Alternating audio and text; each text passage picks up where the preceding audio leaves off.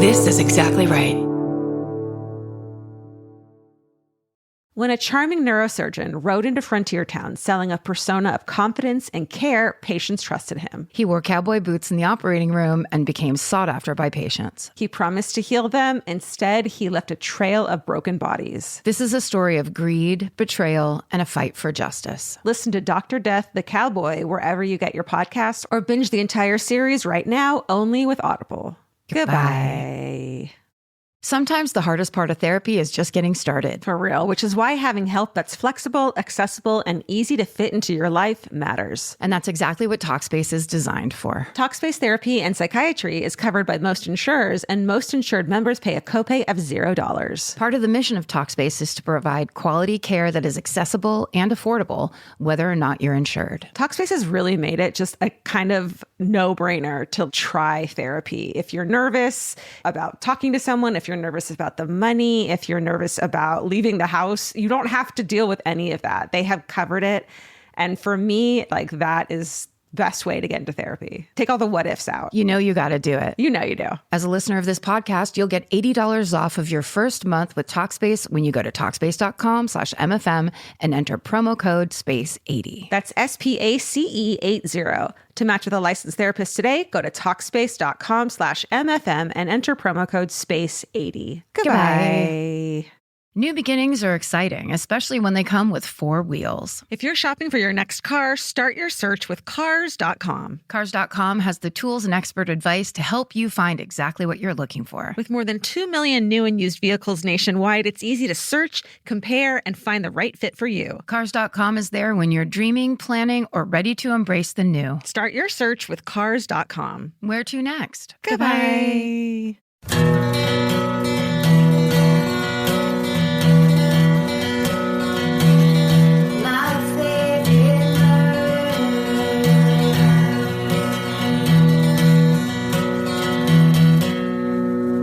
And hello. Welcome to a very special Saturday episode This is so weird for us. of My Favorite Murder.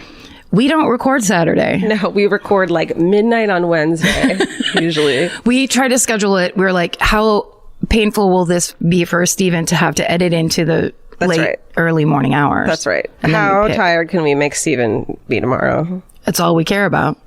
But today, because I am going out of town, we have to do adjustments. For Father's Day tomorrow. That's right. And so, yeah, that's the worst because we just recorded and then we have to turn around and do one more book report real quick. Or like think of new things to talk about because it's not been a week. I don't have anything. What did you get your dad for Father's Day? I think we're getting him a new iPhone. Oh my goodness. Because his iPhone, first of all, I've talked about this, but he loves Apple products. He's a big believer in Apple. He's owned stock.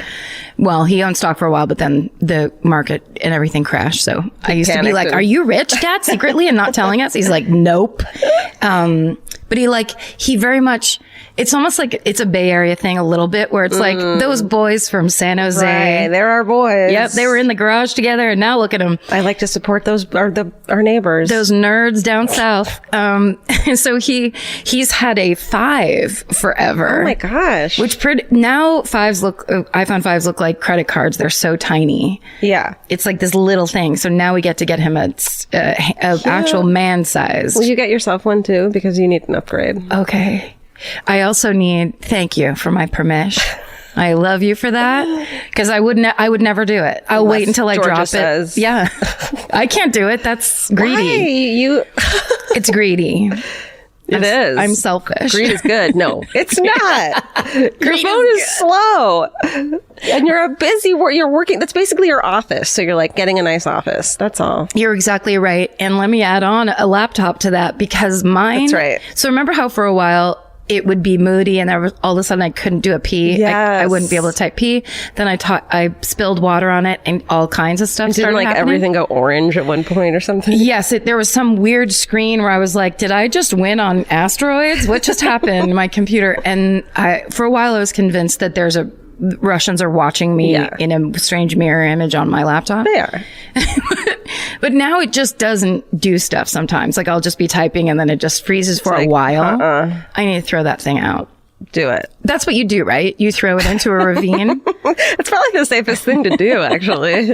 Try to take that battery out and then just huck it off of a street on Mulholland. Do it. If you hit someone in the head, you get extra points. Yeah. Do it.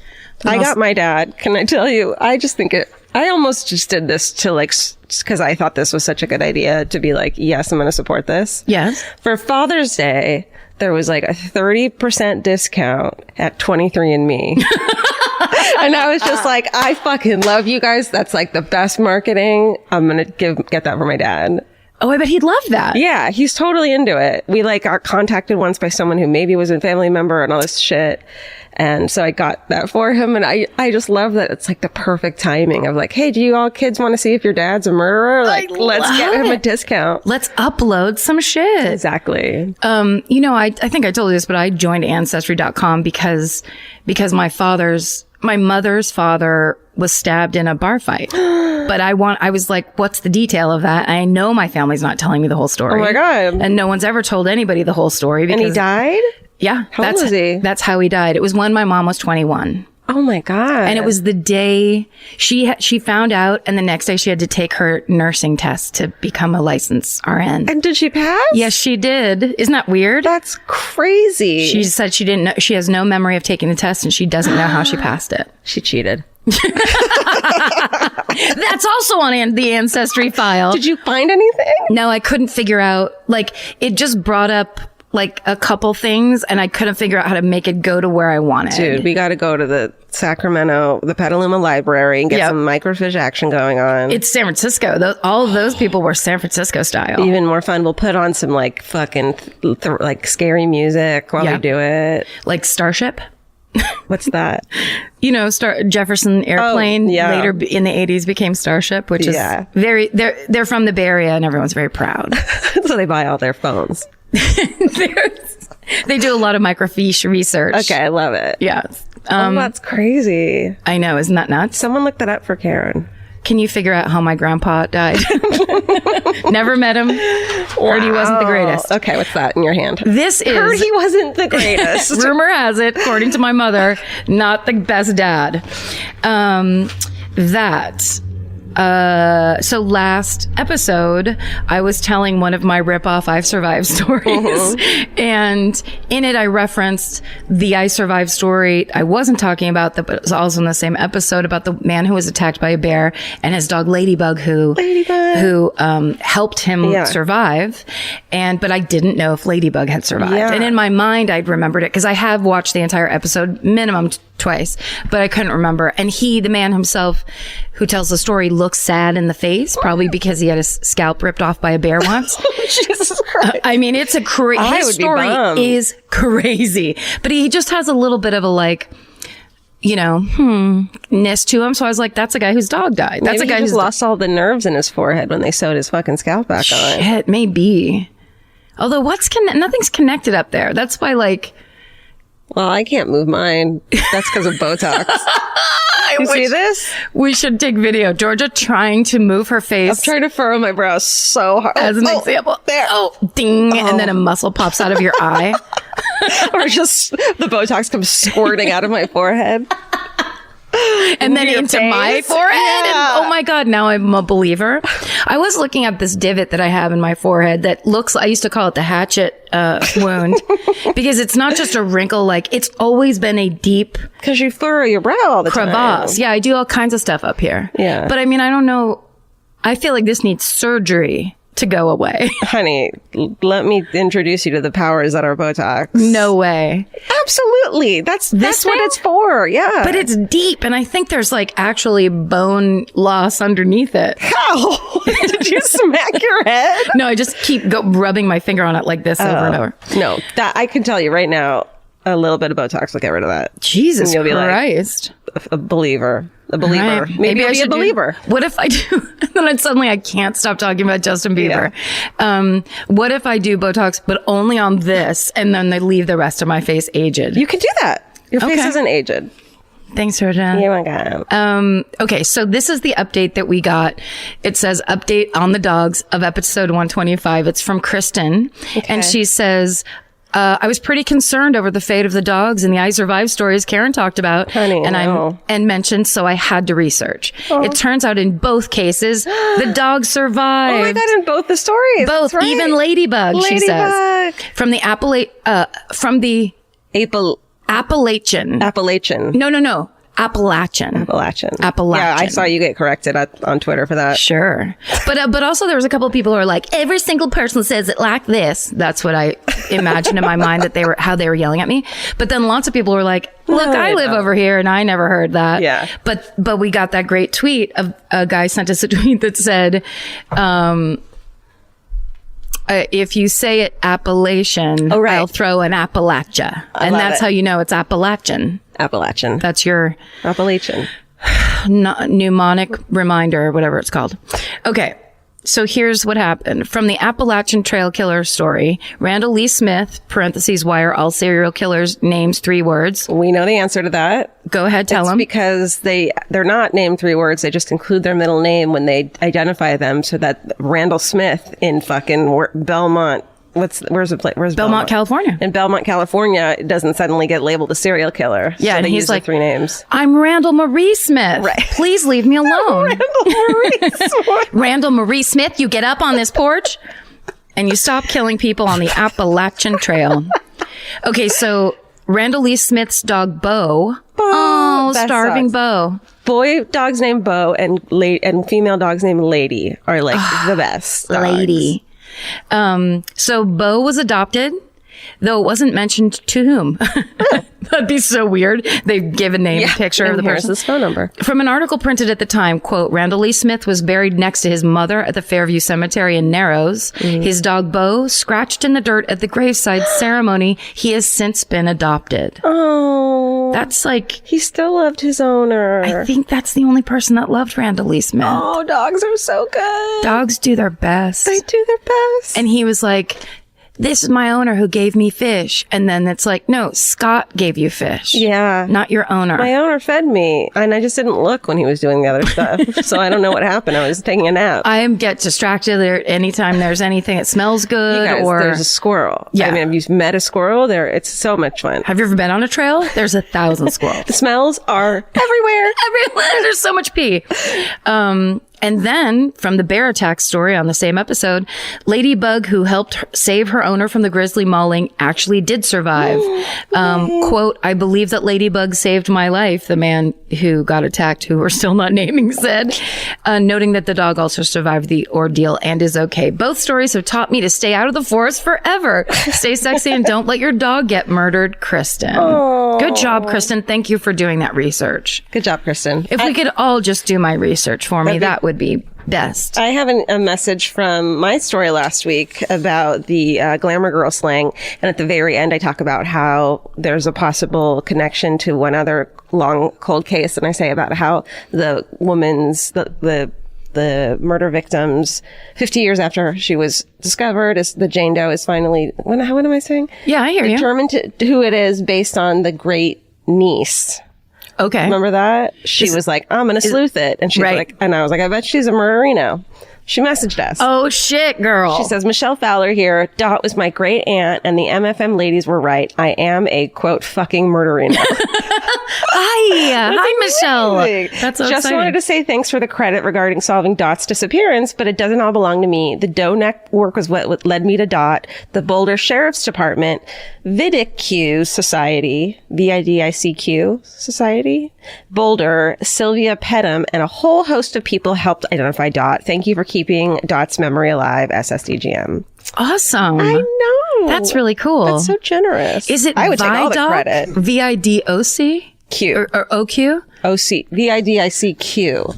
VIDIQ. Stephen, will you look up and see what that is? See if you can't get a phonetical pronunciation. No, or just see what it does, what they do and who they are. She's like, I didn't do it alone. I would also like to give credit, but this is not related to your case or my case. Good. This is related to, because I'm going up north, I have to board my dogs. But I've never boarded Frank before because he's from the streets. And I've always known it wouldn't work out. And the place that I board my dogs is pretty intense. It's like one of those, it's like this is a wonderful farm heaven where your dogs can roam free and Really? there's a water park and all this stuff. But they have to pass a test to be boarded. It's there. a don't bite people at the face test. Yes. I couldn't pass that. Could you? That's hard. It would be hard for me too. Yeah. So he had to go. I dropped them off this morning, and then I was like, but I want to leave them here because I want to leave tomorrow unless he doesn't pass the test. And I had to basically plan because George is in. If Frank doesn't get into private school, little George girl is just like, I like everybody. I want to do what everybody else wants to do. And fucking Frank is like, I might bite you. Yeah, Frank's like, I don't trust anyone. I don't understand what's happening, and I just want to bark. And I'm so close to the ground. I just am it's a little scary. Everything is, I have to look up to see anything. But I don't like looking up. So I got the call at noon that Frank passed and they were going to let him stay. But it was kind of sad because she said he is a little shy, which does not sound like Frank at all. He misses you. So he's a little freaked out. But I think once because he's separate from George because it's big dogs, little dogs. Oh. But then I'm sure they let them come back together and then he'll be fine. Oh my God, that's so sweet. Because he loves my dog sitter's dogs. Oh, okay. So it's not like he doesn't. He'll be fine. He'll be fine unless you get a call. You need to come pick your dog up, ma'am. If anyone would do it, it's Frank. I don't know how he does it, but he is the most accident prone. I told you the time, I've told you this at least twice. The time he stood up to put his head out the window in the car, stood on the window, roller downer thing. No. And began to fall out the window, and as we're driving down my street, I have to lean over and grab him by the tail and pull him back into the car. I thought you were going to say he stood on the window rolly thing and rolled his fucking face up into the window. No, he rolled worse. it down and then began to fall out as I'm trying to get somewhere. That's terrifying. And that's Frank in a nutshell. He does things where you're like, this is it's like a Rube Goldberg machine of you getting killed, and I come in at the last second and save you every time. Oh my God. He also, anytime he stands on the couch, changes the channel.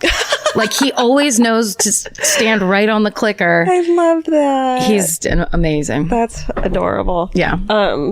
I want to say I have a thank you corner. Okay. Because I complained about my car key on the last episode, how it unlocked all the car doors automatically. Oh, yes. And I mean, everyone from everywhere who's ever owned a car apparently knows that it's easy to fucking change that. Yes. And they all told me, and I appreciate it. Oh, good. And someone even sent me step-by-step directions. Because I clearly haven't done it yet still. I was like, great, good to know. And then I'll never do it. Right. But I appreciate that. I love that they're it's this easy. I know. You do this, you do this. That's what's great about this podcast. You could be like, how is this thing? And then people will be like, this is how it is. And yes. Great. I'm smarter now. The best. That's the key. Yeah. We need that. That's what this podcast is truly about, is we just pretend it's true crime and we really just get help from everyone. Yes. It's so good.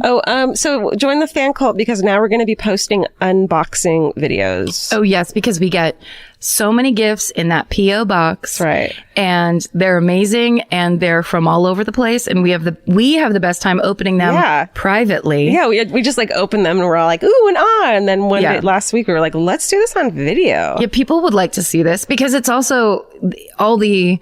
there's art that are inside jokes that we have with you guys that you should be seeing. There's a fucking incredible skirt with Elvis. It's got the pattern that was made is Elvis with cookies all over it. And it's this gorgeous skirt. So if you go to join the fan cult, myfavoritemurder.com, you can join it and you'll see those videos. We'll just keep doing them. And we're thinking of more and more videos to make because we know that's a super fun element. We're just trying to make the fan cult the thing you want it to be, of a extra special connection thing. We want to do it too. We're just we just have to get our shit together. Do a forum of what you'd want to see too, because we don't know. I mean, yeah, I just suggested something to Georgia and she's like, I don't know if you want to see it. I'm like, yeah, right? Yeah. Isn't that kind of what it's all about? Yeah, please. We don't know. It was just me screaming naked through a field. Yeah. And I was like, people love the way you scream. Is that it? Yes. Goodbye. Do you have anything else? Go ahead, Stephen. Oh, I was going to say, I looked up the vid. Cool. Oh, yeah. The vid ICQ society is... I want to say it's Vidoc. I'm just putting it out there. I think you're right, yeah. But what about that other eye? Okay, I believe you. I'm just putting a random thing out there. I agree. It's basically a venue where like-minded persons in and out of forensics would gather to discuss and debate crimes and mysteries. So it was established in 1990 by, it doesn't say their name, but people who worked in the U.S. Customs Service Special Agency. Customs? Yeah. Oh, interesting. Founded by William Fleischer, Frank Bender, and Richard Walter. What does VSM mean? Does that mean like FBI? They're priests. Oh. So yeah. 3 priests that worked for customs. Cool. Yeah, look at them. Let's see. Are they nerds? Yes, I've definitely seen this place before. Because, yeah, it's basically people who have experience and education in forensics that get together and go, how do we maybe solve these crimes? And everyone can bring one, like a cold case and be like, can we do this one? We need help with this. Exactly. You have to bring a cold case and a bottle of vodka. Top shelf. And by the time the bottle of vodka is finished, the cold case is solved. Yes. Learning things. Okay. Do you go first this week or do I go first? I think I went first last week, which was 4 days ago. Right. I had to wait to drink till you were done. God damn it. That sucked. Should I sit on this blanket because of things? Yes, that is a barf couch. Got it. That is a cat barf couch. Is it bothering you? No, I just don't want to get a hot butt. Oh, is it a warm butt? Not right now. I'm fine. I was just like, I'll pull it out if not, but it doesn't matter. It's just embarrassing. I don't want to sit in barf. This is great. I mean, it's old barf. It is. How old? Well, how do you clean barf off? Everyone, how do you clean barf off a She's couch? Screaming at me. You No, I'm heard embarrassed. You heard it. Now I have hot face. I'm sorry. We can take all this out. No, I don't give a Hot shit. face and hot butt on one 3 show. fucking cats. Clearly, my house is going to be disgusting. I am okay with that. Okay. This podcast is brought to you by Squarespace. Every successful small business starts with someone saying, I wonder if people would actually buy this. Squarespace gives you everything you need to find out. From consultations to events and experiences, you can showcase your skills with a customizable website designed to attract clients and grow your business. With Squarespace's collection of cutting-edge design tools, anyone can build a beautiful, professional online presence that perfectly fits their brand or business. Get paid on time with professional invoices and online payments. Plus, streamline your workflow with built-in appointment scheduling and email marketing tools. Head to squarespace.com/murder for a free trial. And when you're ready to launch, use offer code MURDER to save 10% off your first purchase of a website or domain. Goodbye. You know your favorite summer clothes by what actually makes it into your suitcase. Find the outfits you'll wear all season long at Quince. Quince's 100% European linen pants, dresses, and tops are the pieces you'll reach for all summer long. They're lightweight, effortless to style, and they start at just $32. Their denim is soft and comfortable, and their organic cotton sweaters are perfect for layering when evenings get cold. Quince's beautiful 14-karat gold jewelry adds a subtle finishing touch. So I just went to Italy, and you bet I brought my 100% European linen scoop neck midi dress along with me in the color of floral waterfall, and I wore that thing all over Italy. It was like the perfect day to night. It just looked so pretty, and I felt like I looked sophisticated while still being comfortable. Make your summer wardrobe feel easier. Head to quince.com/MFM for free shipping and 365-day returns. Go to QUINCE.com/MFM for free shipping and 365-day returns. Quince.com/MFM. Goodbye. Every piece of furniture you own has a story. Sometimes it's an heirloom, and sometimes it came with the house because it was too heavy to move. If you're ready to start a new chapter with your home decor, there's Article. Article makes it effortless to create a stylish, long-lasting home at an unbeatable price. They take great care in curating their collection, focusing on pieces that stand the test of time. We've talked about Article for a long time. There are pieces in that catalog that are so affordable that are room changers. And if you go through there and there's like a little something you don't even realize you need it until you see how they have stuff set up or what style combinations that they're doing, where they do the boho chic, there's mid-century, it's a little bit modern, it's something new. Like there's so many choices in there, and it's not going to break the bank. As someone who's interested in tons of different styles and time periods, Article covers them all in one place. I love that. I know I've mentioned already how much I love my entryway table, but I swear to God, because the path that it's on, I pass it 4 times a day. And I love it more every time. Article is offering our listeners $50 off your first purchase of $100 or more. To claim, visit article.com/murder, and the discount will be automatically applied at checkout. That's article.com/murder for $50 off your first purchase of $100 or more. Goodbye. What was I going to say? Okay. All right. So as you are and I survived retailer, this week I'm going to be a confessions tapes retailer. Whoa, people write to us about, you have to watch that all the time. Yeah. It's really good. And I started watching it when it first came out. It's like, this is exciting. But it turns out that people falsely confessing and people being wrongly wrongly accused and wrongly all this shit really upsets me in a way that I can't handle it. So I stopped watching them. Like, I've started watching like half of them and they're really fucking troubling. Yes, it's horrifying. Yeah. It's like, this man spent 25 years in hell for no reason. Yeah. And the person, it's really, really troubling, but it's a really well done show. It's on Netflix, The Confession Tapes. If you can handle that shit, go for it. So the other night I was bored and I was like, all right, there's one of these I've never tried to watch. I'm going to try to watch it. And I ended up being like blown the fuck away by this story. Okay, cool. And it's in Michigan. So I was like, Vince, do you remember this? And he's like, yeah, because this was a huge fucking story in Michigan. Okay. That I had never even heard of. All right. So this is the case of Lawrence or Larry DeLisle. Yeah.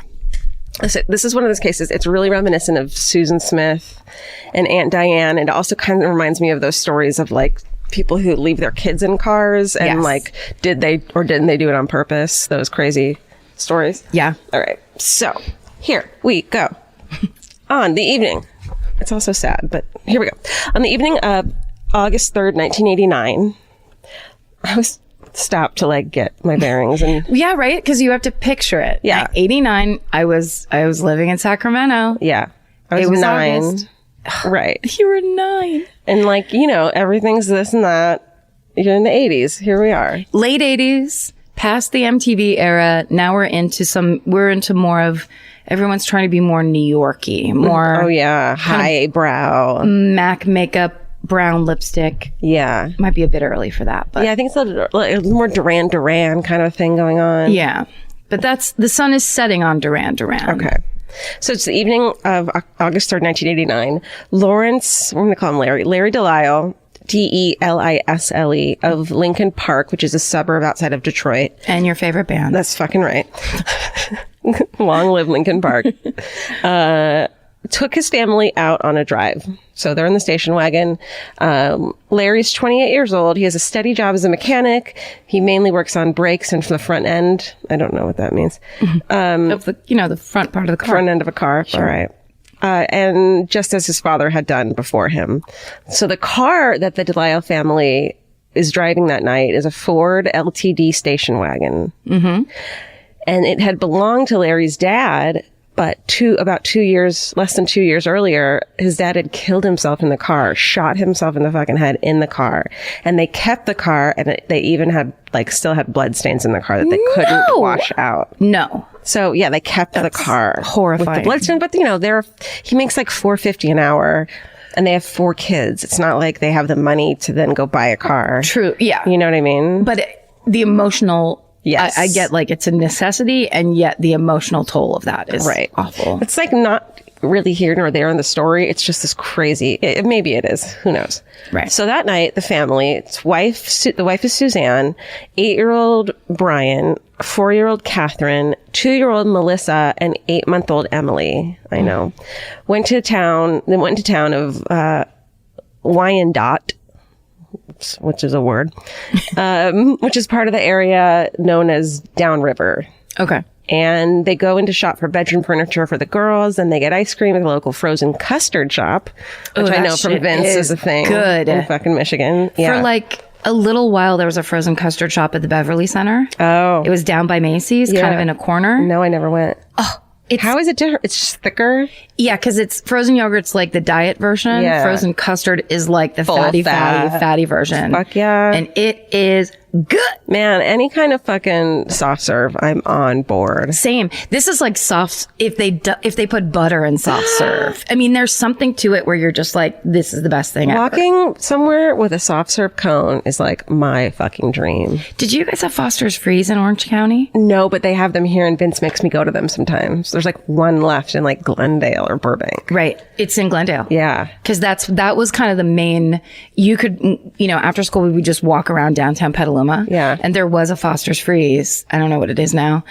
But it was like a walk-up window with a little screen, and you'd go up and be like half and half dipped, and then walk around with this ice cream. No, we were fucking shishi waspy neighborhood, so we had Heidi's frozen yogurt. No, it was called Heidi's. What was it called? Hold on. Heidi's Rich Lady Frozen Yogurt. Yeah. Do you remember? I just remember Golden Spoon. Golden Spoon we had. There was like a penguin. That's pretty on the nose. Yeah. I know penguins. Okay. It was just shishi. Yeah. Diet stuff. Okay. Well, everyone thought it was diet. It's so not diet. Yeah. It's so not. Okay. Then the custard shop. So, according to Larry, as they left the ice cream shop, one of the daughters said, can we go see the boats again, Daddy? And they had done so the night before as well. So what she meant by that was that she wanted to drive. They would drive down to the end of Eureka Road, which was a dead end street. And right when you got to the dead end street, there was a wood and metal little barricade, and then a couple feet of grass, and then it went right into the Detroit River.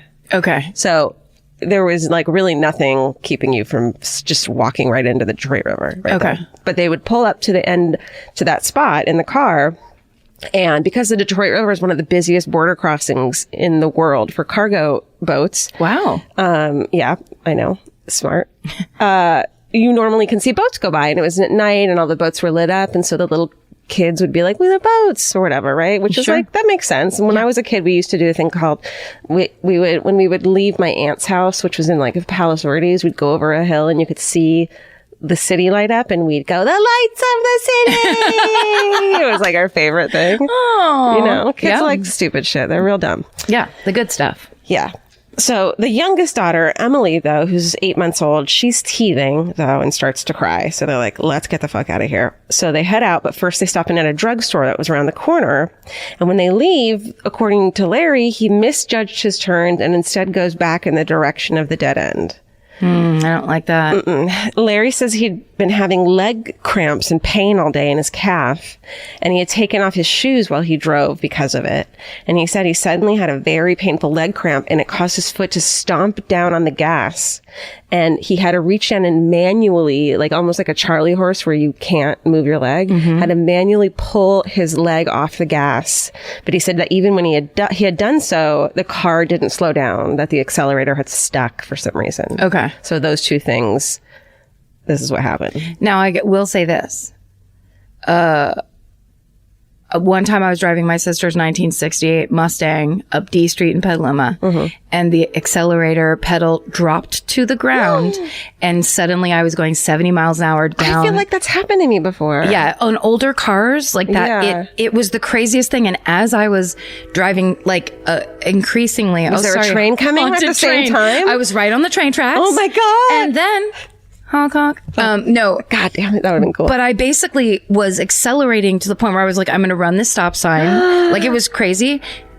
And then I got the train was and coming. then the train was coming. I got my foot under and kicked it back up. Holy shit, you had to like flip it? Yes. And I think I've always been a little bit stuck up because of that moment. Oh, you're so smart. Where instead of panicking, Yeah. I was like, you have to fix this, because I was in a racing car toward death. Isn't it crazy to think about like what you would have done? I mean, Yes. my brother once was in a car with his friend who started having a seizure on the freeway while he was driving. No. And we had to climb over him and like pull the car over. Fuck! I know. And I'm like, Asher, you are a fucking, like, You're a monster. You're a Superman. Because that is like why I used to have panic attacks. God. My first panic attack was driving 70 miles an hour down up the 101, and all of a sudden it hit me. You could have a seizure at any moment. I could have a seizure at any moment and kill myself and everybody around me. And I had a panic attack that like I didn't drive on the freeway for 4 years. It was crazy. I've always, or lately, or once I theorized that the reason I always always move in with boyfriends immediately is because the one seizure I've ever had was in my sleep.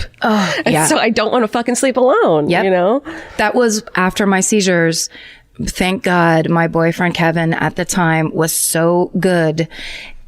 I slept with him every night and he had to talk me to sleep every night because the second I laid down, I would start having panic attacks that I was going to have a seizure. It's so fucked up. That sucks, dude. But I want to introduce this. So I believe that story as much as I do not believe that story. Right. Because how fucking That's this convenient. whole story. I mean, you and I are going to have, we have to decide. Okay, great. Because it's, right now it's like, I see that story happening. Yeah. All right. This is a bummer. Here And we it go. happened to me once. I know. But not the cramp part. I don't like the cramp part. It doesn't jibe. But if you get I feel like in an older car, if you push the accelerator all the way to the ground, that's a place where it could get stuck. So the leg cramp pushing it to the ground might be a good, makes sense because it's not like you just tapped on it. Yeah. You know what I mean? Although I was just, not that it's all exactly the same every time. Do it. But when I was going 30 miles an hour, so only lightly tapped my foot, that thing dropped as if a piece of metal had broken and didn't come back up. So it wasn't about force. Yeah. It was like a thing down there, a spring broke. Yeah. Whatever it was. So I have a lot of opinions, but I don't know where to put them. It's on this podcast. You is the tell me. answer. You tell me No, where the to put opinions go on this podcast. Okay, so then wait, hold on. The accelerator was stuck. Meanwhile, on the top. Okay, so meanwhile, let's cut to the top floor of a high-rise apartment building that was directly next to the dead-end street, and also looked over the Detroit River. It's like this pretty brick old apartment building.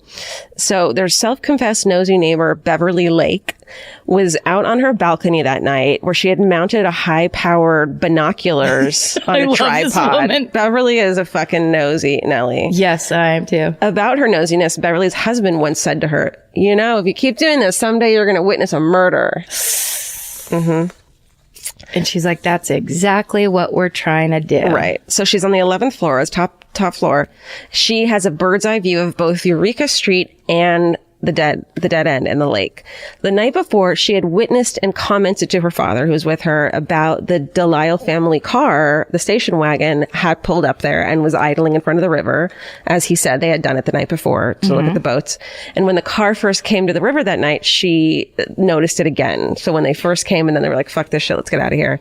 So by her account, about 20 minutes after first seeing the car that night, at about 9:20 p.m., she hears a, quote, terrible roar and saw the station wagon head straight towards the barrier, full speed, followed by seeing the DeLisle station wagon crack through the barrier.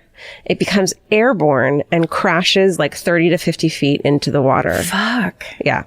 And she says she never heard it slow down once. She heard the accelerator as it was flying through the air. Wow. And she hears Suzanne, the mom, scream as the car goes into the river. Oh, God. It's really terrible. The car ends up about 90 feet down south of the river because of the current, and it's 30 fucking feet deep. Shit. Isn't that crazy? Yeah. I did not expect it to be that deep. So when the search and rescue arrive, and there's video of this, I mean, watch the confession tapes. It's troubling. They see the taillights are still visible of the car. I know. And they find Larry and Susan had escaped the car through the blown out front window. So when they hit the water, the front windshield blew out. They swam out. But all four children were trapped in their seats, still in the car at the bottom of the river. And they were pulled out, hours of CPR were done, but sadly none of the four children survived. Oh, God. And, okay. Police question Larry that night. He tells the investigators says something was stuck in the gas pedal. He was thinking that maybe his shoe had come loose and hit it, but police didn't buy his leg cramp story, especially when the doctors at the hospital couldn't find anything wrong with his leg at all. Also, for some reason, they were like, this is insane. Like, we just want to leave and go to Florida on vacation and get out of here. Like, No, yeah. bad move. Yeah. But Suzanne supports him 100% and is like, that's exactly what happened. He didn't do it on purpose. This was an accident, Okay, that's good. Yeah. So she stands by him. But of course, the fucking media goes bananas. It's a small town. Everyone knows each other and the media eats it up. It's super sensational. They even show the dead children being carried out of the Detroit River. No. I saw it. It's horrible. No. And that's like when people see that, they go bananas. It's an emotional reaction. And the police who were there that night helping also have this anger and emotional reaction to these dead children. Yes. And kind of someone needs to be blamed for this kind of way. Of course. It's really fucking awful. There's one guy who's like, is being passed one of the children on a boat and his eyes just looked insane in this way of like, this isn't really happening. He's clearly going to have PTSD after. It's really fucking awful. I mean, that's the part of this the job of first responders that never gets talked about, where like they see horrible things. They see horrible things every goddamn day. My mom told me once, and I won't tell the specifics of it because it's truly horrible and I wish she hadn't told me. But my dad saw something early on and she said he had nightmares about it. He would wake up with nightmares about it. As a fireman. As a fireman. Because they do a lot of resuscitations. They don't just do fires. It's like, you know, when you call 911, the fire department is the one that comes. And he just saw some pretty awful things that happened to children. Yeah. And that he just had nightmares about it for years and years and it kind of didn't go away. So the impact is terrible. It also makes me think of the community meeting that we talk about all the time, the Golden State Killer, when the guy stands up and says, there's no way that if a man's in the house, he's going to let an intruder attack his wife. Yeah. It's that thing. I'm sure people said, I don't want to step on this. If this is what's about to happen, how can you escape a car that your children are still in? Yes. How can you swim away from that car? Yes. And so I'm still on the fence about his guilt or innocence. Oh. So there is that argument, which you and I both have talked this many times. It's like, you can't understand how people are going to react to things. Right. You know, they both swim to the surface, but apparently he doesn't know how to swim either. Oh. So let me we'll talk about it. But you're right. You know, I jumped it. No. It's true. I mean, it's and when I first watched the confession tapes, I was like, he's so fucking innocent. This is all bullshit. He did it on accident. But the more I researched it in the past 10 hours, the more I'm like, I don't know. Okay. All right. So, okay, the media goes crazy and they show the video also of the station wagon. It's this dramatic video of the station wagon being plucked out of the river, and the media starts staking out the DeLisle house until 5 days after the crash, when Larry and Suzanne agree to do an interview. So he looks like a not as intelligent, kind of pudgier Ted Bundy. Oh, okay. He looks like a working man's Ted Bundy. Okay. And she looks like every, I think, Midwestern mom. Okay. You know?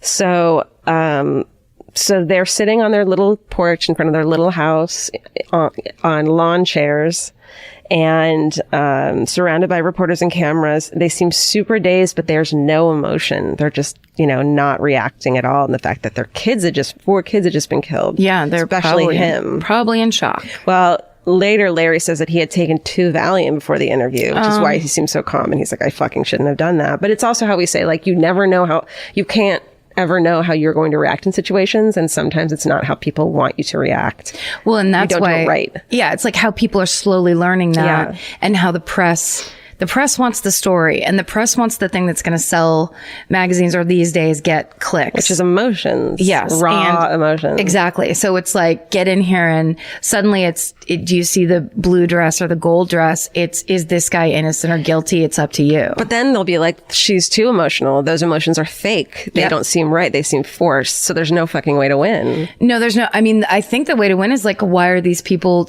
speaking to the press days after 4 of their children died? Like, that's, you don't have to do that. Why are the press hounding them after their children just died? Well, it's Jesus. Because I think a lot of people in the community are like, how could they let their kids drown there? I would never let that happen. So everyone was like fired up about it. Yeah.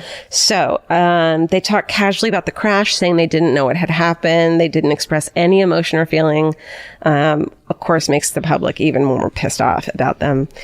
On August 10th, 1989, a couple days after the crash. Was that an earthquake? No, there's someone on the tennis court. Oh. It's an earthquake of people playing good tennis really well. That's stupid. Okay. So Larry's brought in for questioning and a polygraph test by Sergeant John Paul Mader of Michigan State Police. All right. Paul Mader is known in law enforcement community for extracting confessions from people, which is they're all like, that's a great thing. Okay. He's like, I can pull a rabbit out of a hat. Right. In their minds, he's super good at it. Okay. So this dude, he's interviewed in the confession tapes. Listen, I'm not judging. I'm not putting any judgment on whether or not the guy is guilty or innocent, got a fake confession or not, or if he's a good cop or not. I'm not saying any of that. He is a fucking douche. Not judgment on anything, but that fact that he is a fucking cocky douche. And I really don't like him. Okay. But at one point he says to Larry, I've just been given a gift to look deeper into people than anyone ever thought possible to do. Like, he's just really into himself. And in saying that, he believes that when he's saying that? Oh, yeah. Okay. And that's odd. That he talks about how he's a Zen master and how he can pass a lie detector test himself. So this is just one of those confession tapes that are really problematic. He starts to make Larry believe that he's crazy and maybe he did do it on purpose but just didn't realize it. One of those, like, your subconscious mind took over and you were overwhelmed by the stress of, your baby was crying. It was a hot night and maybe you're not a monster. I know you're not a monster, Yeah. And if you tell me that you did it subconsciously, then we'll know that, and he has so much sway because this is a man who's lost his 4 children. He's lost his 4 children. He also has a 10th grade education. So he's, at one point. Me too. At one point, he says, like, Larry's like, I must have been a monster if I had done it. And this guy goes, that's very astute of you to realize that. And he goes, what's astute? Like, he doesn't know what's going on. And he lies to him. He says, like, when we say something is done on purpose, does that mean there's pre-planning? Like, did you do it on purpose? Was it an accident? But it was, telling him, he was like, it really took courage to do what you did. Like, even making him feel like he empathizes with him or is on his side. Yeah. Okay. And so during the interrogation, it starts to look like Larry's nodding off. And like he's hypnotized almost in this like trance-like state. And I think the videotape is 8 hours, but they interrogate him for 12 hours. Jesus Christ. With no lawyer.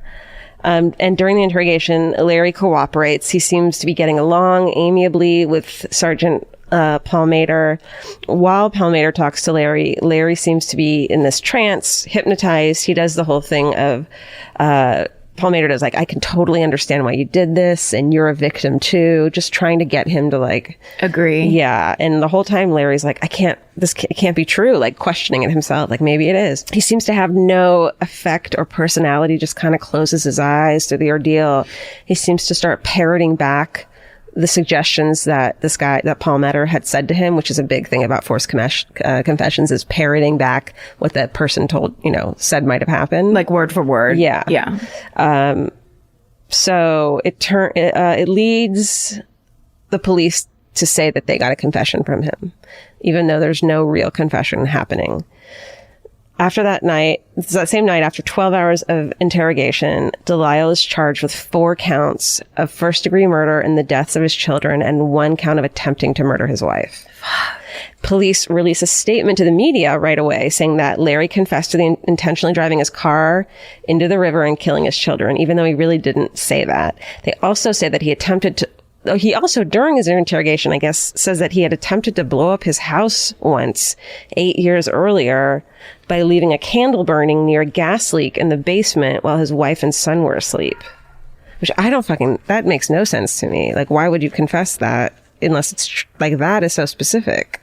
Well, unless it's planted somehow or there's some... Or he did it on accident once. Or he's just if he's in a weird trance-like state. I mean, who knows what got suggested or what got floated that then kind of popped up in his mind. I mean, this is a fascinating, that idea of coerced confession or false confession. It's such a fascinating thing what the brain will do. Yeah. And what you start agreeing to when you're under duress and all that stuff. It really does look like he's in a trance or hypnotized. It's really creepy. It's so weird. So, also, both of these ways of having people die, even if you're a psychopath or sociopath, are so awful. Like having people blow up where you're not guaranteed that everyone's going to die. People get just terribly injured and you have to take care of them the rest of your life. Like you're putting your car with yourself in it. That's the part. And you don't know how to swim. You don't know how to swim. You're fucking in the car. Yeah. Your wife's in the car. Yeah. She can swim out easily. It doesn't make it, it's not easy. It's not the cleanest way to do something. No. And like if he was intending to do it, did he know it was 30 feet deep and how long it would take for someone to come get the kid? Like they could have all survived for all he knew. Yeah, they could have hit the thing and floated. Exactly. Right. Or they're, okay. All right. So did he? So quotes from the confession. They take quotes from the confession to give to the media, but without the content. So when he's almost like asking, what if I did do, like they take those quotes and put them out there without any context, or subtext. And context. Yeah. The public is outraged and can't understand how an average Joe, a store manager at a mechanic place with no criminal record could do something like this. And they are fucking pissed about it. Since the accident, Suzanne is stuck by Larry's side, and through the trial she does as well. She it leads the public to wonder if she is in on the murder plot, maybe for the fucking insurance money. And she can't go out in public without people yelling obscenities at her. And she's called night and day with threatening phone calls. Fuck. She just lost her 4 fucking children. That's why they went out of town. Yeah. That's why they went out of town. Yeah. Now it makes sense. Yeah. You want to get away from all these fucking, it's also, do you want to go back home right now to those bedrooms where your 4 children were sleeping and see all their toys and shit and know they're never coming home? Like, I wouldn't want to go home. No way. I want to go to a hotel or something and not have to. But then I will devil's advocate and say they got into that death station wagon. I mean, good point. Just to do that. Good point. But still, yeah. But then with the house part, it has to be 2 people agreeing. Like, it has to be. I don't know. Oh, anyway. I don't either. So for months leading up to the trial, the story is regularly in the paper and the news, and new details are constantly released, such as the suggestions that the family was in debt, that they argued all the time, and of course how creepy it is that the family kept the car that Larry's dad shot himself in and had bloodstains in still. Yeah. Eventually, the confession and interrogation video is thrown out by the trial judge, whose name is Robert Colombo Jr., which is like the best fucking coolest name I've ever heard. Robert Colombo Jr.? Mm-hmm. Colombo. He makes goods, like pasta sauce. Yeah, we're calling him Colombo now. Okay. Who ruled that the video, which is great, the video was an involuntary statement. So the video's thrown the fuck out. So he's seeing the same thing you're seeing of he's just talking. This is not a confession. Yeah. But Colombo rejects the idea of moving the case out of town. So it's been this crazy huge news story. People are emotionally fucking attached to this story too, right? And 5 of the people who eventually got picked to be on the jury admitted that they had heard all about the confessions and had been following the case, which how can you not? Yeah. It's like your town is crazy. Your town. The biggest story in your town. But they pinky swore or whatever that they wouldn't let it affect their decision. Come on. And I'm like, Colombo, you just wanted the fucking notoriety. You didn't want it to be moved because you wanted to stay in the middle of it. Yeah, it's hard because on one hand, you're like, great, he's like making a fair ruling about the confession tape, but that's fucking insane. That's the whole point of why we move trials, is so that you can get a jury that's as unbiased as possible. They're going home that night and the fucking on the news is the trial story. Well, and also these are all the same people who real time watch dead children be pulled from the river. Exactly. They're traumatized themselves. That affects you. So they need you just need someone to be held responsible. Yes. And you have a wound now that you need healed that kind of is, and that's so many people in that town or even that area. Right. And all their friends who come over for dinner or that they see in the grocery store all want the same thing. Yeah. So, when the case went to trial in June, Wayne County prosecutor Kevin Simowski, also not talking about his fucking career or him at all, except that he seems like a fucking douche. Again, he seems like he's from Animal House, like he's a Dan Aykroyd character, even with the Dan Aykroyd accent thing. It's just grates on my nerves. I'm not saying anything about him and his career. Can I just say that Dan Aykroyd was not in Animal House? Yeah, I figured I got that wrong. But he reminds me of one of those. How about a Belushi? Yes. Okay. He reminds me of he's like a Belushi Aykroyd style, Come on, guys. Everyone's guilty. He looked like, he just looked so 80s back then. It's just, 80s and Chicago accent? Or like that Midwestern accent? Yeah. A lot of flat A's. Yeah. And he was real showy and flashy and Pinky ring? Probably. Okay. I'm going to say yes, the pinky ring. Okay. He argued that Larry was a troubled man, drowning in debt, feeling burdened by life and by his wife and kids. Actually, in confession tapes, there's a funny, Larry's interviewed in it, and you can hear, it's just his voice, from prison. Oops, gave that one away. And he says, when he was trying to coerce the confession, he was like, your daughter's crying in the back seat and you just snapped. And Larry's like, I had 4 children who cried constantly. Yeah. If I were going to snap at a crying kid, I would have, done it 3 kids ago. Exactly. Yeah. That's true. Which is, I think, a good point.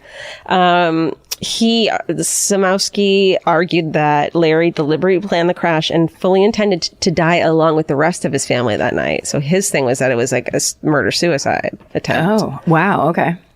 Defense attorney Frank He-Man, claimed He had a blonde page boy, right? it was weird, yeah. Eamon, I bet, claimed the car was defective, that DeLisle was not guilty. He told reporters that the only reason Larry, quote, confessed to the crime was because police wore him down during the interrogation, with, again, no attorneys present, and basically brainwashed him and gave him a kind of nervous breakdown. Mm-hmm. And which would be very easy to do for a man who's just lost his 4 fucking children. Just lost his children, not as intelligent as the person who's doing the questioning. Yeah. He says they erased Larry's real memory and planted a new idea into his head, one that held him responsible. Because also in confession tapes, he's like, yes, I'm a piece of shit. I hate myself for the rest of my life. I killed my children. Yeah. But not saying he did it on purpose. Like, he was blaming himself too. Right.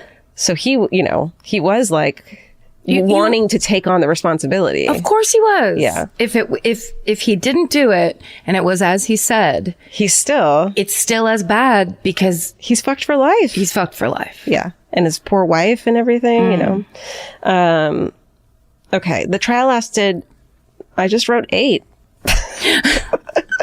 I'm going to think 8 days. 8 long minutes. 8. The trial lasted 8 days, with more than 24 witnesses called to testify, including nosy neighbor Beverly Lake, who said that the crash, quote, we saw something that was carefully planned. She described the crash as the most deliberate act she's ever seen, and that the car proceeded in a straight path between the barricades without swerving or deviating, and that there were no apparent signs of braking, which is like, yes, that's what he said. Yes. She thinks she's corroborating what he says, and she thinks it proves that he's guilty. Well, she's just juicing it up and pretending that her vantage point from a building, an 11-story building, however many yards away, means that she knows the intention of what's happening. I mean, that's crazy that they let her even say it. She's like the main witness too.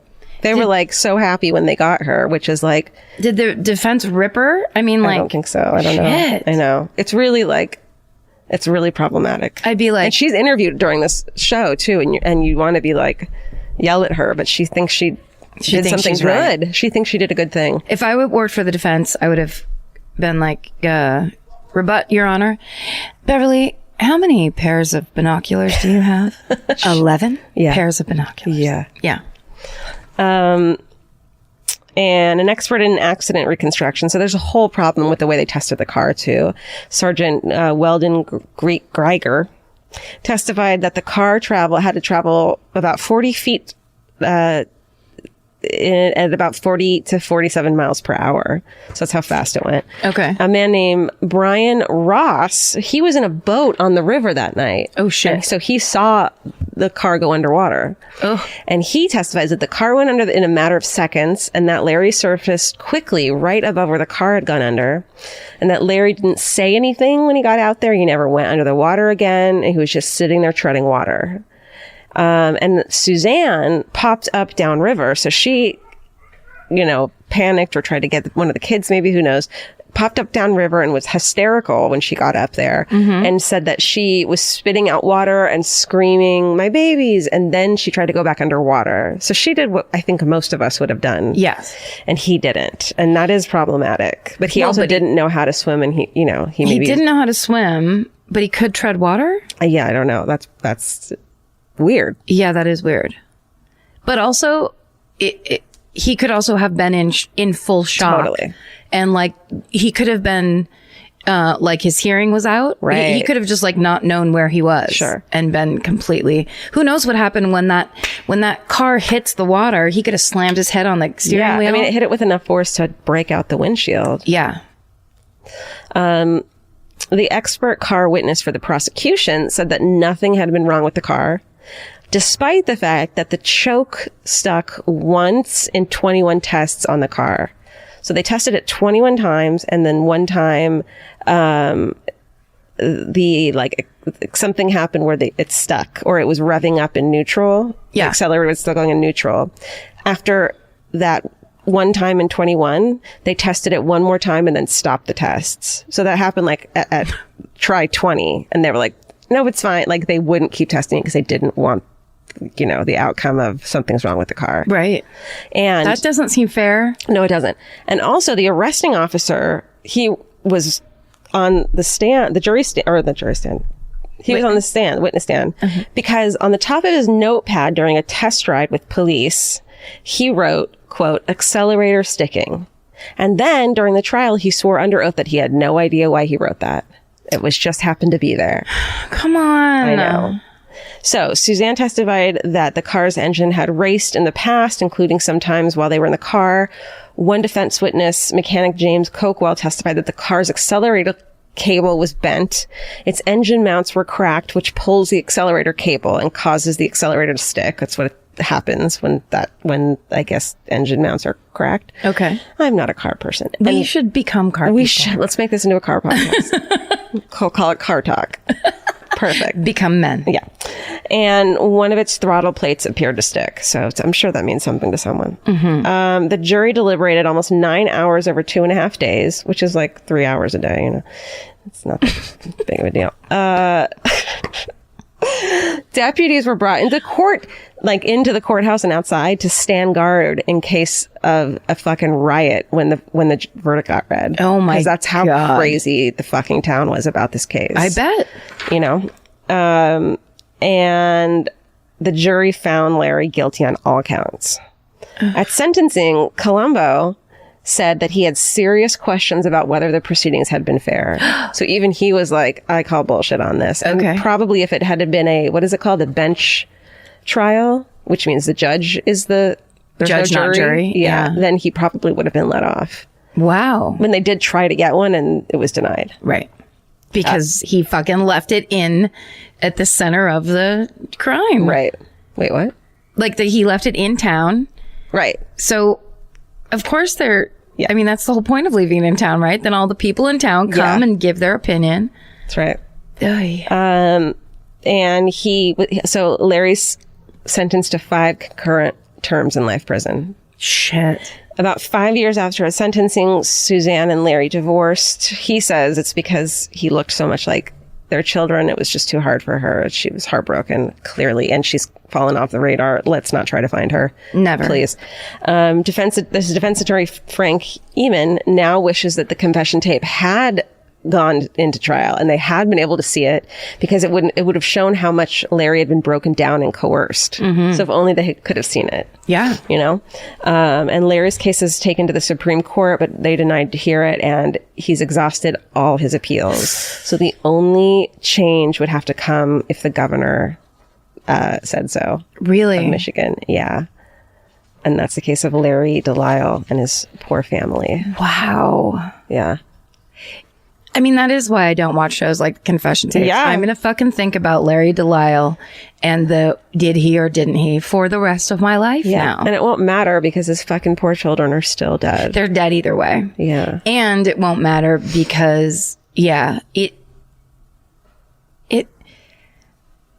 I'm sure there's part of him let's just say best case scenario, the best case scenario is that he's innocent, but that he was put away because he was coerced.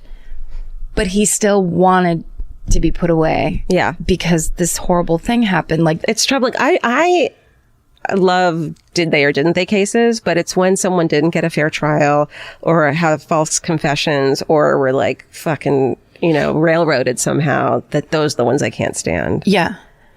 Well, when it's not clear in a place where like you would want, and this is, what is why this is such a topic of conversation these days, is because we've all kind of like blindly assumed this is done correctly. This is the place where things are done correctly. Right. It's the court system. You're going to get what you deserve. Yep. Either it's good or all bad. look, you got a lawyer. This is how it, it's all that shit where it's like, oh no. This is one of the most fucked up systems.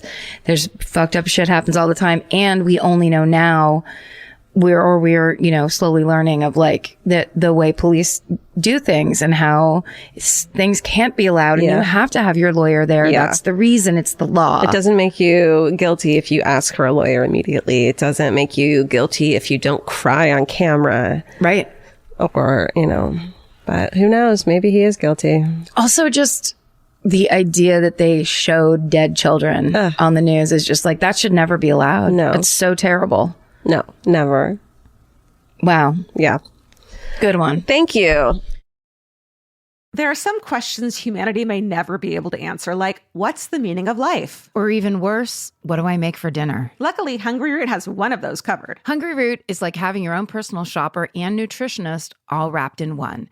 They'll take care of the weekly grocery shopping and recommend groceries and meals tailored to you. Imagine a world where shopping, planning, and cooking food is simple and stress-free. That's a reality with Hungry Root. Once you tell them about your goals and preferences, they fill your cart with personalized recommendations. And those recommendations get smarter as Hungry Root learns more about what you did or didn't like. Most of Hungry Root's recipes can be made in just 15 minutes or less. I complain about dinner and cooking and that kind of stuff constantly, and Hungry Root provides exactly the thing I'm complaining about's solution. Like, they make a zesty chicken avocado sweet potato bowl that is exactly what I want at the end of the day, but would never, ever take the time to make. And with Hungry Root, it's just right there. It's waiting for you. For a limited time, get 40% off your first order, plus get a free item in every box for life. Go to hungryroot.com/MFM and use code MFM. That's hungryroot.com/MFM, code MFM, to get 40% off your first box and a free item of your choice for life. Goodbye. Let's be real. We don't all have time to keep up with the latest fashion trends. Some of us want to look stylish, but have someone else to do the shopping. That's where Stitch Fix comes in. Their expert human stylists get to know your lifestyle and budget so they can pick pieces that actually work for you. Stop shopping and get styled today at stitchfix.com/murder to get $20 off your first order. That's stitchfix.com/murder. Goodbye. Current you is trying to get through today. Future you would like it if you thought about tomorrow every once in a while. Now both versions of you can work toward the same goal with Acorns. Acorns is a smart way to give your money a chance to grow. You can sign up in minutes and start automatically investing, even if it's your spare change. The Acorns potential screen shows you the power of compounding and how your money could grow over time. You can quickly adjust how much you're investing every day, week, or month to make sure you're always building towards your goals. Whether you're just starting out or thinking about settling down, Acorns supports your big and small goals across every life stage. Sign up now and Acorns will boost your new account with a $5 bonus investment. Join the over 14 million all-time customers who have already saved and invested over $27 billion with Acorns. Head to acorns.com/MFM or download the Acorns app to get started. Paid non-client endorsement. Compensation provides incentive to positively promote Acorns. Tier 2 compensation provided. Potential subject to various factors such as customers' accounts, age, and investment settings. Does not include Acorns fees. Results do not predict or represent the performance of any Acorns portfolio. Investment results will vary. Investing involves risk. Acorns Advisors, LLC, an SEC-registered investment advisor. View important disclosures at acorns.com/MFM. Goodbye. Okay. Well, so my case this week is one that I actually started when we were on the European tour and was going to do on that. Didn't we have a day off in Stockholm? Wasn't there? Yeah. A little extra time there? Yes. So I started it and then had enough time to second guess myself. Love it. And was like, this is too new. Yeah. and this might actually be a bummer. I think I was particularly worried about the shows in Norway and Stockholm. That's right, you were. Because I was like, they're not going to speak English. They're going to hate us. I made up all these things of what they were going to do. And then they were like the best audiences. Yeah, they were great. Who spoke better English than us. Yeah.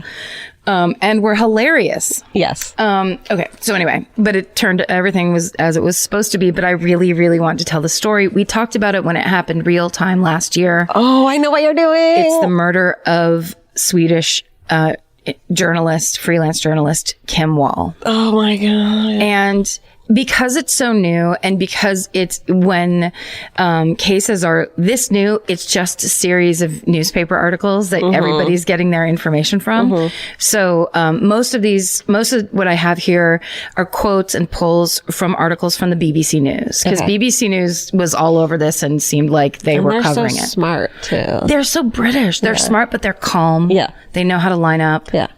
And, tea. Don't ask any questions about tea. Yeah, exactly. So we'll just talk about Kim Wall for a second. Okay. So her name was Kim Isabel Frederica Wall, and she was born March 23rd, 1987, to her parents, Ingrid and Joachim Wall, in a close-knit community in the small town of Trelleborg in southern Sweden. Ooh. And she graduated from high school. She was obviously super brilliant, because listen to this college career that I was like, God, that's a lot of homework. She studied international relations at the London School of Economics. I bet they're smart. It's hard to get in there. I don't understand numbers. You have to have so many, what do they call those? Numbers. So many numbers in your pocket. You have to do a lot of what? You have to have a lot of pounds. To pay. Your parents have to have pounds, and you have to have numbers in your head. Oh, God. She got a bachelor's degree there, and then she went to New York, and she got into Columbia in the journalism department, which apparently is very, very competitive and really hard to get into. Wow. She graduated top of her class with honors. And she had a dual master's degree in journalism and international relations from Columbia. So this is a very, very intelligent woman who's also obviously very ambitious, knows exactly what she's into.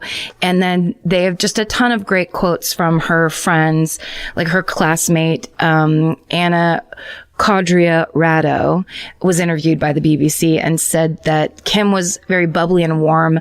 She's the kind of person who had fantastic stories about all the stories that she was working on.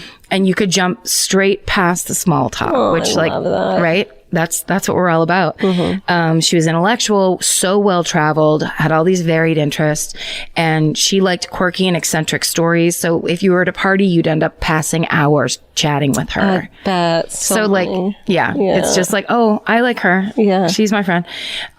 She also won, an award called the Hansel Meith Prize, awarded by a German newspaper that I cannot pronounce. I apologize. It looks like Süddeutsche Zeitung. That's exactly right. Perhaps. I was testing you. She was, yeah, exactly. Now I can move to Germany.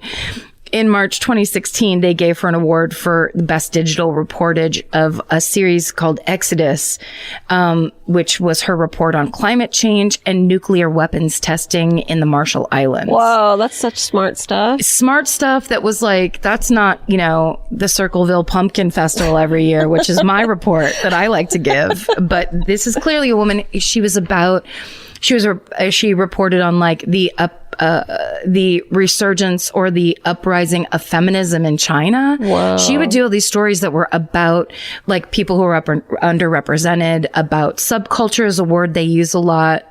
She was a woman of substance. She really was. And she hauled her ass around the world getting these stories. Yeah. So she went everywhere. She seemed very brave. And her friend Victoria Grieve told Sweden's Expressen newspaper, about life in a, she wrote about life in a huge shopping center in Kampala's Chinatown, about Cuba's underground internet providers who download and disseminate new episodes of Keeping Up with the Kardashians to people in Havana. We made a report together about the wealthy women in New York who voted for Donald Trump. So she was political, and she did like personality profiles and kind of those pieces of like, meet your fellow humans in the world.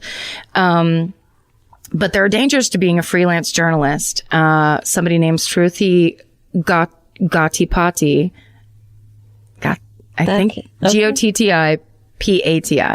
Gottipati, who wrote in the Guardian, as news organizations grapple with shrinking budgets, they increasingly rely on freelancers who cost less and are willing to take on the attendant risks, reporting in places they wouldn't send their staff to. Oh, what? So that's scary. Yeah. Because the competition's fierce, and female freelancers get out there and work really hard to prove that they're the same kind of reporters as anybody else, and they'll go get the stories, and that they're willing to do all that, obviously. And they don't talk about the dangers themselves because they want to prove that they can do the job. Yeah, just sounds like they're complaining or something. Right, exactly. They don't want to do that. Yeah, they just want to keep getting the jobs, and then hopefully have that get them, some kind of editorial job or whatever. So, sure. So, we'll go to this inventor, Peter Madsen. He's a Danish inventor who became famous around 2008 because he had built what he claimed to be the first largest privately built submarine, in the world. And it was 56 feet long. It was called, the UC-3 Nautilus. He did a series of submarines, the UC-1 Treya, the UC-2 Kraka, and the UC-3 Nautilus. Is this like a thing that people do? Like make fucking submarines? No, it's not at all. Okay. This guy is like, he sounds to me in the way they describe him to be like a low rent Elon Musk. Okay. So basically, because when they say he made the biggest one, I'm like, well, are there a bunch of smaller ones? I know. Was submarine wise, wouldn't you want to go a little smaller if you're making it yourself? Sure. Like if you forget one, like a one screw somewhere, and then it's this big old thing because you had to have like a dining room. Yeah. You run out of Gorilla Glue. Yeah. I don't feel like length you should be super concerned with it when it's a submarine, but yeah, how men are. Who am I to say? It is all about size. Okay, so that's how he kind of bursts onto the scene. He becomes famous, in Denmark for basically being this kind of eccentric inventor. Mm-hmm. And he does all this stuff with either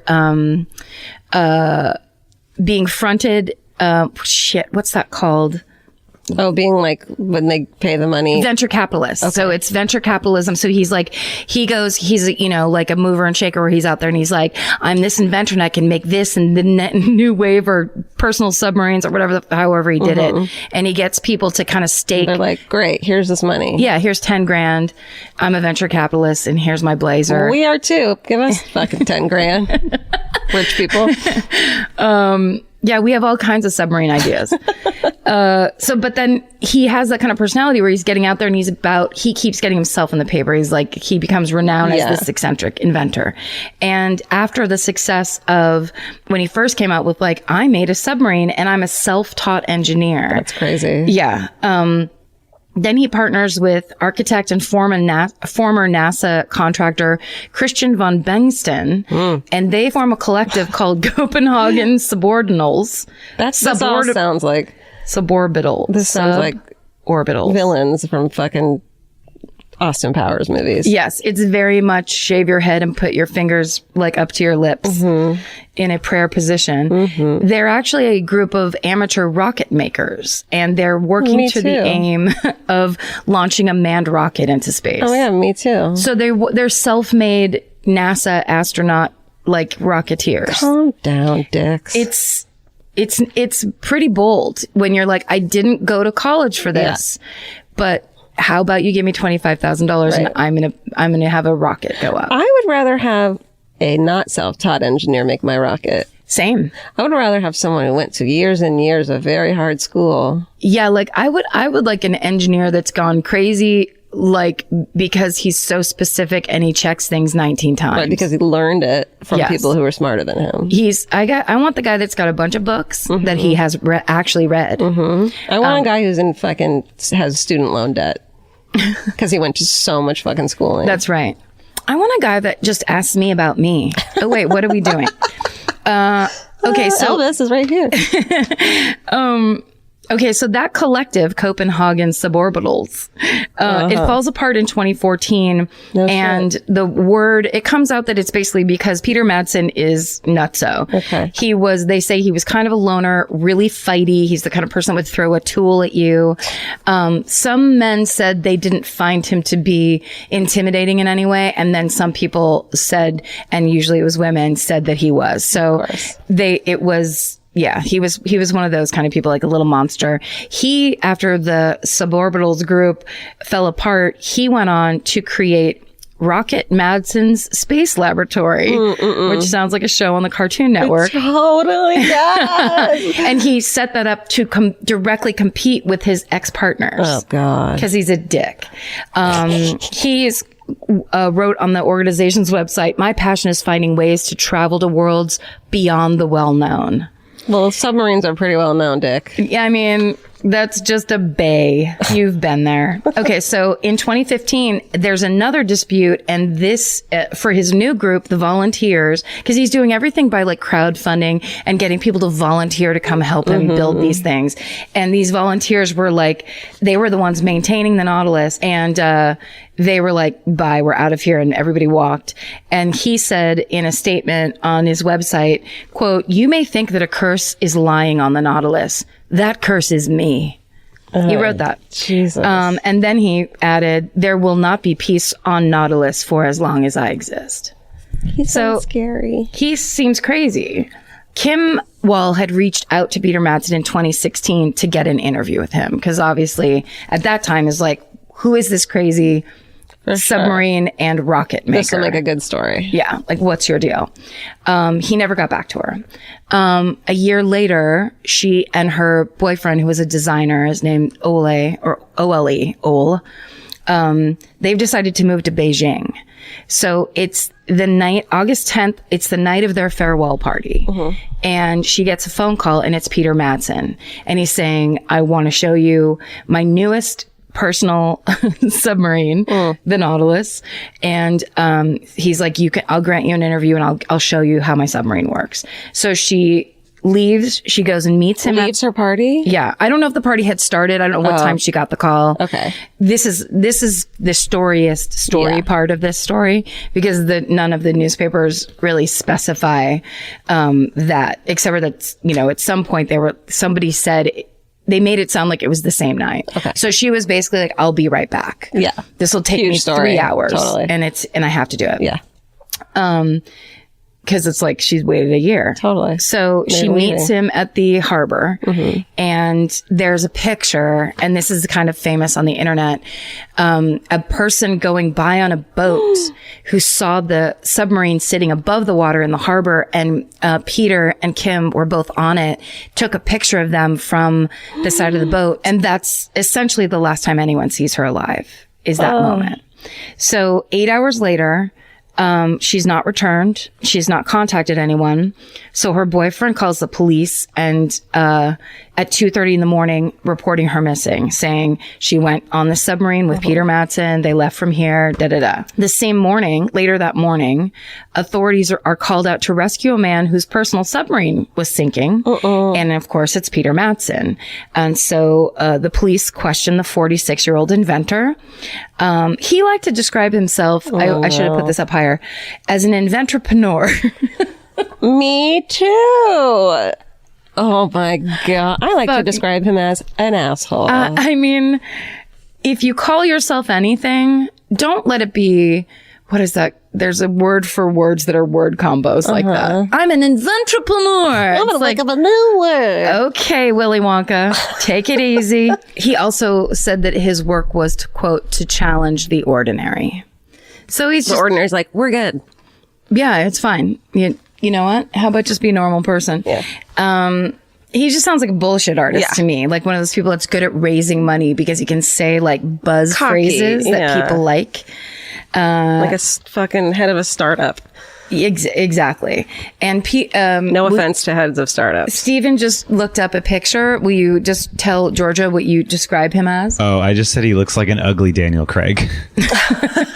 Oh, man. Yeah. I could see that easily morphing into ugly. Yes. He had, because he was in the press so much for all his inventions and being this eccentric inventrepreneur, he had actually had a biography written about him by a journalist named Thomas Jersing. And I know you paid for it, right? Well, I don't know. So that guy said that he was angry with God and everyone, and that he had a hard time getting along with other people, and his lofty ambitions caused him to want to do everything his way. So basically, dick. Yeah. And also, clearly, that's what other people that worked with him said. People who were having to walk off the job or like breaking up you form this huge collective, and then everyone's like a year later, like not working with you anymore. Not like us. That's right. Steven's been here the whole time. He's been here most of the time, half the time. Yeah. Okay, so when they're questioning him, he says he doesn't know where she is. The last time he saw her, she was alive. That before his submarine sank, he'd actually dropped her off very close to where they had originally met. Mm-hmm. And that she was fine the last time that he saw her. So everyone, he said she went to a restaurant at 10:30, and that was the last time that he saw her. He drove away in his little submarine, and then terrible things happened to him. So they end up pulling up the sunken submarine. And they go over it. The forensics people find blood smears, and they match it to Kim Wall's DNA. Just like that. Yep. And so they're like, here's the thing, Peter, why is her blood on the inside of if she walked off fine, then what happened? So then, he changes his story, singular. And, he says that actually what happened was that she was coming out of the hatch and he was holding it open for her, and it slipped and it cracked on her head and it killed her because it fractured her skull. And so he panicked and buried her at sea. And they're like, yeah, this doesn't track either. Then on August 21st, a passing cyclist spots a washed up torso on an island southwest of Amager. I'm not pronouncing that right. That poor person. And the DNA test identifies that it belongs to Kim Wall. Oh, Kim. A post-mortem examination finds 15 stab wounds. Oh my God. Mostly on the lower part of this torso. Oh my God. Yeah. So then, like 10 days later, Copenhagen police investigator Jens Moller Jensen announces the police have found a bag that was submerged in the bay with Kim Wall's clothing. So it's a shirt, skirt, socks, and shoes, along with a knife weighed down by pieces of lead. And then around noon that day, they find her legs and her head also in a bag, also weighted down. So then he changes his story. And he says, because they say, so there's no skull fracture. So your whole thing of she died because you dropped the hatch on her head is a lie. And he goes, no, you're right. Here's what happened. We were up above the water, but she was down in the submarine. And I was up on deck, and there was a carbon monoxide leak, and she died of poison of that. And I panicked. Which is so stupid because that's a better story than you hitting her head. Like, that makes you seem like, so why would you start with hitting her head? Because he didn't think through the fact that saying hitting her head, and then when he doesn't think they're going to find the body parts. Yeah. And he's not questioning any of that. He's just like, they're going to believe whatever I say because she's gone. Yeah. Which they're never gone. Which even if they don't believe it, there's no way to prove it unless they find the body. Right. And why would you think they wouldn't when this is then it's their job and they're going to want it? So then the test comes back, and of course there's no sign of carbon monoxide in her lungs, and they're like, it's not happening. So he denies that he intentionally killed her, but he does admit to dismembering her and throwing her into the ocean. He calls it burying her at sea. Jesus. Psychopath. Insane. So on January 16th, 2018, Peter Mattson is charged with murder, indecent handling of a corpse, and quote, sexual relations other than intercourse of a particularly dangerous nature. Because when they got tests back, and there were stab wounds inside the genital area as well as outside. And so his trial begins on March 8th, 2017. I feel so bad for the boyfriend. Oh, it's horrible. That he is probably blaming himself for not going with her. That's not what she was like, though. That's what she did, stuff like that all the time. That was standard fare. And you're like, I'm in business mode. Of course I'm going to go by myself to this place. And he's an eccentric engineer. He's just a regular person that's been in the news. He's well known around Denmark. I totally would not expect that. Yeah. He's not it's not some weirdo that she picked from under a rock. Yeah. This is a guy that's been in the news for almost 10 years. Shit, seriously. So she probably, she felt safe. Like maybe he's weird, but that's part of the story is that he's weird. Totally. So when the trial begins, prosecution claims that Peter Mattson tortured Kim Wall, before killing her by cutting her throat or strangling her. And they said that he, believed that he had psychopathic tendencies. One reason is because they found snuff films on his computer. So he was watching really violent, snuff films? Horrible porn. Yeah. And also people came and testified at his trial that said they had seen him watch videos of decapitation and choking to the point of asphyxiation. So they knew that he was like a violent creep. Like the people around him, showed up and were like, yep, I've got a story.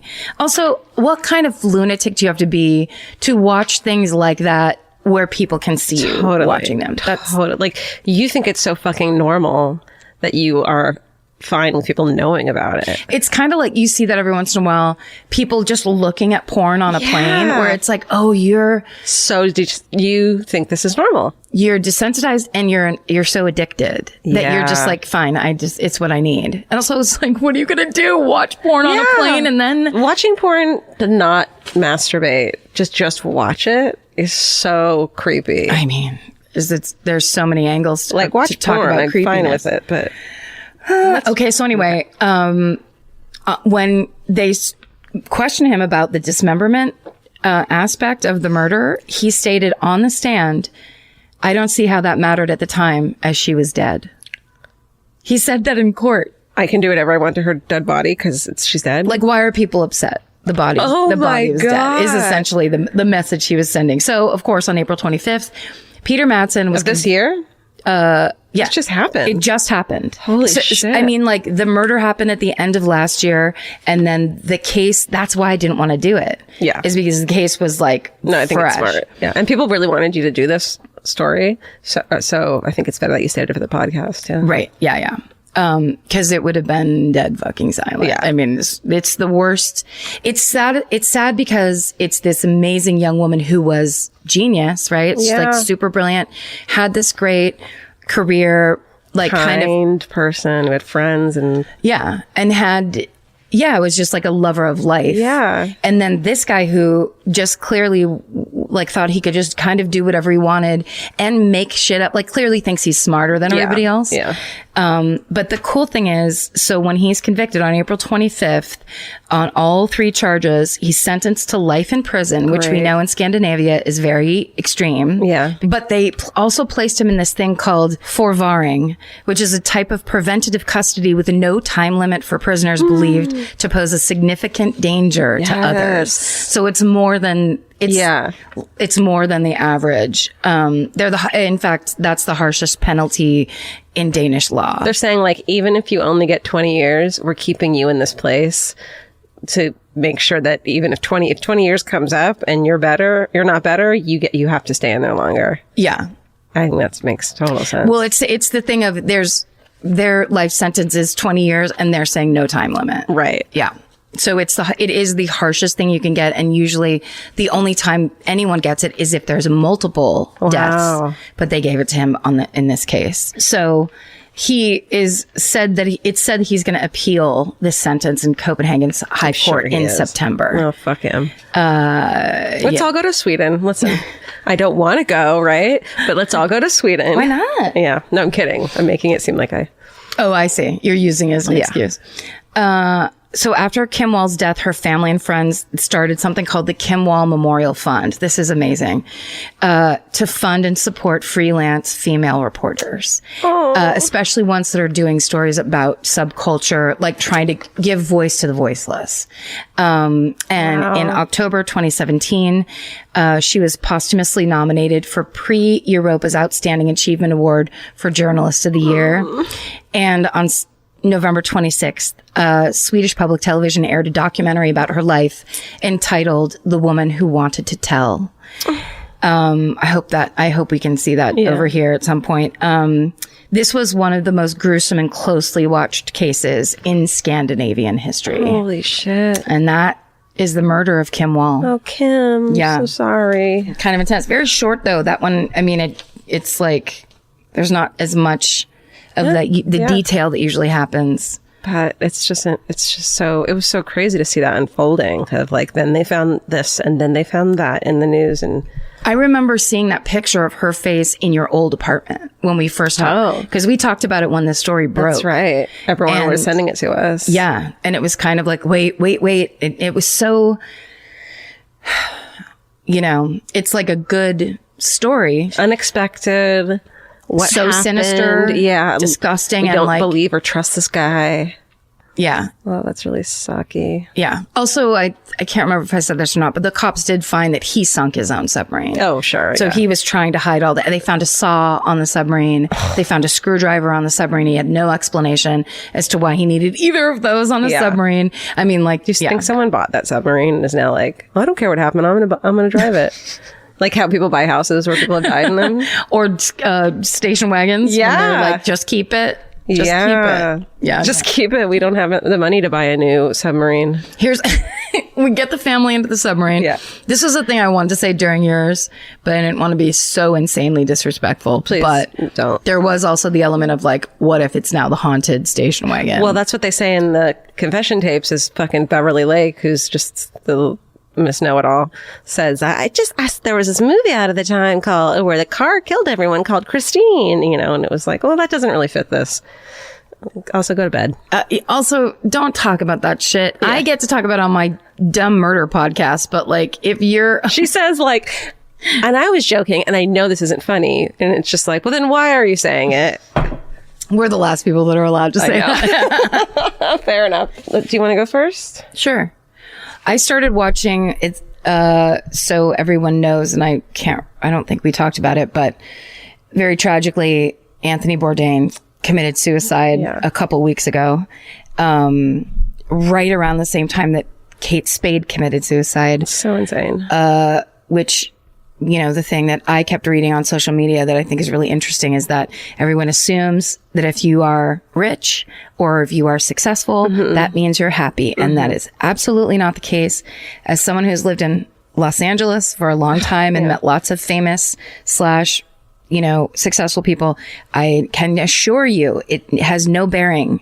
And sometimes it's the opposite. Yeah. It's what makes people really unhappy. Or they're like, I have this and I'm still not happy. And it makes you even more unhappy because you realize that isn't going to solve your problems. And they interpret it as there's something inherently wrong with them. Yeah. And, it's super tragic. So I always heard of Anthony Bourdain. I always assumed that was an area I wasn't interested in because it was cooking. Like I kind of took myself out of like cooking, not interested. I mean, but I love Chef's Table, but I always assumed it's because the way they made it was so filmic and like that. He doesn't even really do cooking. No, I just assumed I knew what it was. I do that all the time. Like, oh, here's the show. So I started watching Parts Unknown. Yeah. And it's Parts Unknown is on Netflix. Yeah. And I highly recommend it. And this also kind of does actually tie in a little bit with Kim Wall. I think it's so important just try to travel, try to like go outside of your normal town or state or area where you grew up. Try to be around people that are different than you. Try to eat food that is weird to you. Yeah. Try to be less comfortable, live less comfortably, and experience the world more. I think it's so important. And it seemed to me that's kind of what Anthony Bourdain was all about. That's exactly right. Yeah. It's so cool because he would just be in these places. Like the first episode is Myanmar, which used to be Burma. And I had no idea about any of it. Every single word he said in that episode was an education to me. Yeah. And the fact that they went and shot it was like, yay, now I don't have to go there and I don't have to eat fish. But secondhand, it's such an incredible experience to kind of open your eyes to like how other people live. And I don't know. I recommend it so highly. It feels like legitimately enriching. And then it also makes his death really, really sad because he doesn't understand. And this is the truth of it. We don't understand what we're bringing to the table. We don't understand what people take away from us. Or we feel overburdened by the expectations people have of us too. Yeah, but that's made up too. Like that you make up expectations. You don't know what people really fucking think, but you don't know what they think good and you don't know what they think bad. But I think there's a certain personality type that always assumes it's bad when actually it's amazing. And like just sitting there watching it going, I love this guy and I love his life philosophy. He's amazing. He definitely brought cultures to people who had never had any experience from that culture through the best possible way, which is their food. Yeah, that's great. Well, and he talks to all these real people. Yeah. He's just so cool. He's just a really cool person, obviously, to hang out with and eat with. He wasn't, because I think the foodie people can be a bit distancing because it's like a big race to name the cheese or whatever. And you're just like, I don't fucking know. And it didn't seem like that was his deal. He was more appreciative and kind of like, look at this. Well, what I loved about what he always did in every episode, like, lots of episodes, one of the things he would do, he'd go to the nicest restaurant in this city. He would go to the farmer's market. He would go to this cafe or whatever, but he would also always go to someone's home and have like their grandmother make him a meal that they always ate. Like, this is what the peasants ate, or this is the, that everyone here grew up eating this food. And so that was always really eye-opening, going to someone's home, meet the family, and not just from a like restaurant point of view or cafe. He went to a place in Quebec, in Montreal, where they make this sandwich that's so crazy looking because it's like a pile. It looks like it was like Spam with a pile of bologna, and then they fry it. Oh my God. There's mustard and then maybe a cheese on there or something. And you're looking at it. It's one of those places where you can't go like no mustard for me or whatever. You have to have it as they make it.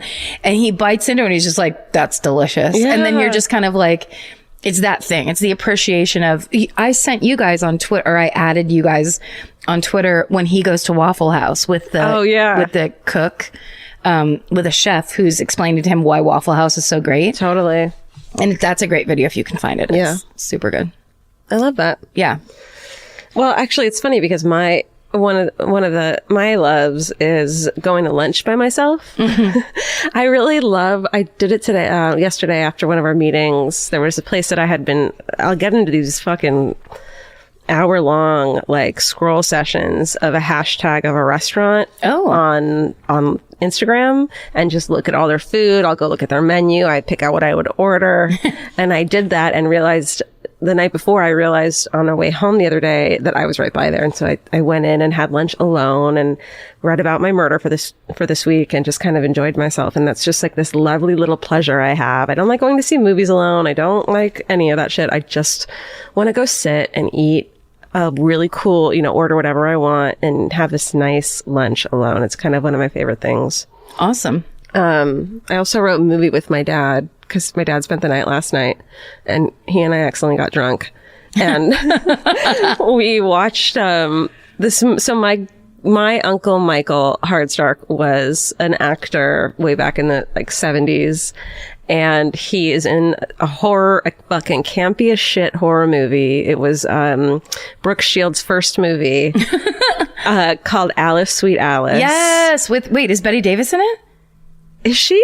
Oh, you would know. If you watched it, you would know. Okay. Well, maybe. Well, it's really campy. I feel like it should be one of those campy horror movies that everyone watches, but it's not for some reason. But you can get it, I don't know, online somewhere or like Amazon or one of those places. He's in that movie. Well, so what happened was he was going to be like the assistant detective. There was like the main guy, who was like this famous actor who was going to be the detective. And that guy got a fucking role on Broadway. So he latered off the fucking show. And my uncle, Michael Hardstark, who looks like a cross between, what's the guy from Zodiac who's so cute? Jake Gyllenhaal? No, the other one. Oh, Ruffalo. Ruffalo. Yes. He looks like a more pockmarked, like Columbo style Ruffalo. Yes. And Please. he's in it, and it's great. So everyone go watch Alice, Sweet Alice. Also get drunk with your dad on rosé. It's so much fun. My dad is so hilarious and sweet. I love it. Yeah. That's really good. That's a nice Father's Day. Yeah.